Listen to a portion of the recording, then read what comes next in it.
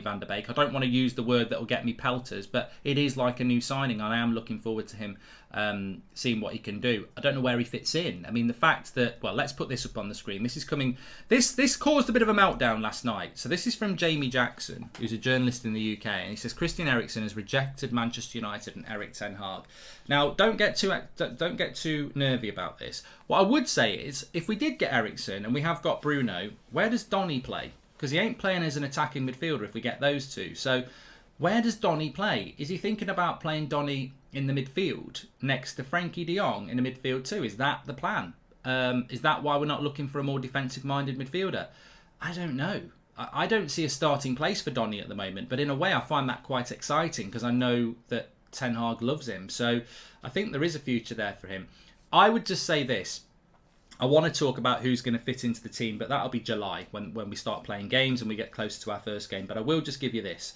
In relation to Van der Beek and de Jong, and Fred and McTominay, if Ten Hag thinks those 4 players are defensive-minded enough to go to the Etihad or Anfield or any other difficult place and defend a lead, he's wrong.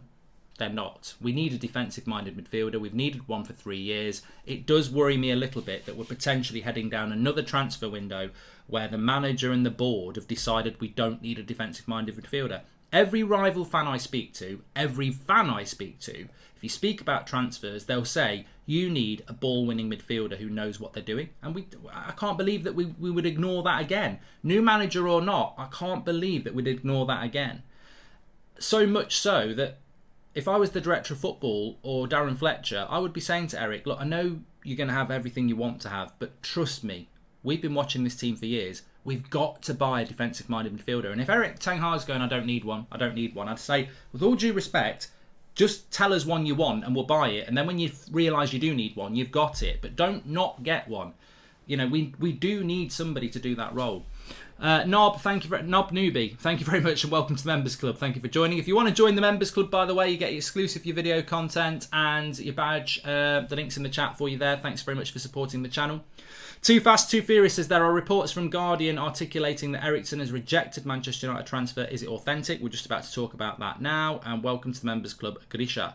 So, yeah, Jamie Jackson says that Christian Eriksen has rejected Manchester United and Erik ten Hag. Now, I did a video yesterday afternoon at 2 o'clock saying deal done, question mark. I mean, I'm glad I put the question mark there because obviously the deal's not done until you're 100% sure it's going to happen. But I was told by somebody yesterday before I did that video who's pretty well reliable. They said I'd go very high on the chances of Eriksen joining Manchester United. Ten Hag loves him. He wants to start him. It's Manchester United.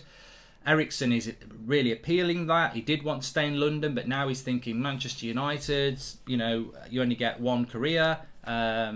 Obviously, Eriksen had, you know, didn't think he was going to have a career a year ago. I mean, it was a very life-threatening incident, as we know, in the Euros.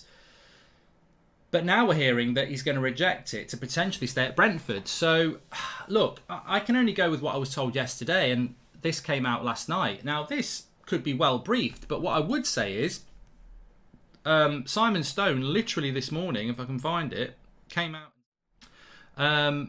Manchester United hope to persuade Christian Eriksen to join before the new season and move for the Dane is unrelated to their continued efforts to sign Frankie de Jong. And that's Simon Stone, who's, you know, BBC journalist and not speculative in any way. So I would say that the situation with Eriksen, maybe that journalist has jumped the gun.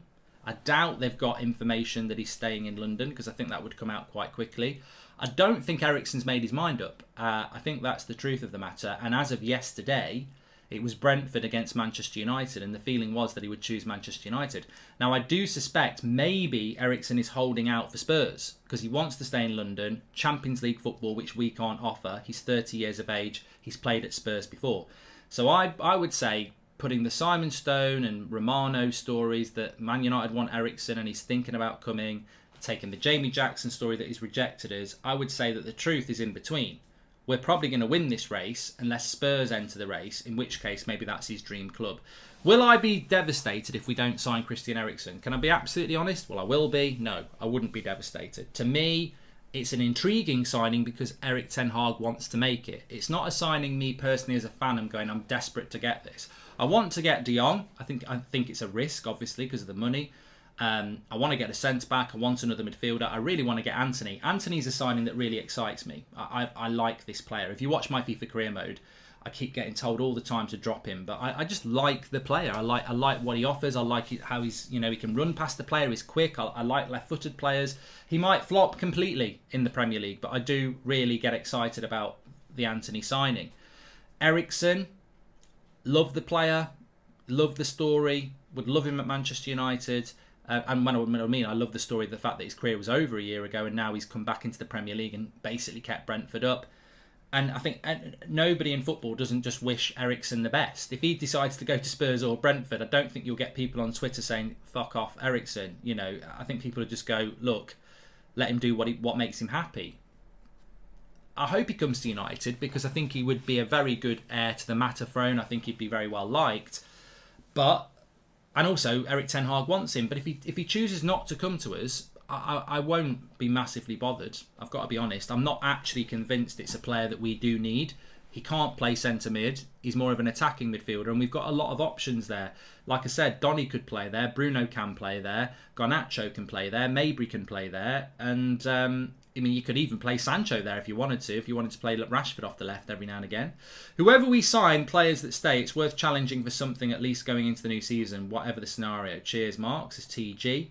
And Dutti has been a member for 8 months. Says, hi, Mark. Hit a little milestone.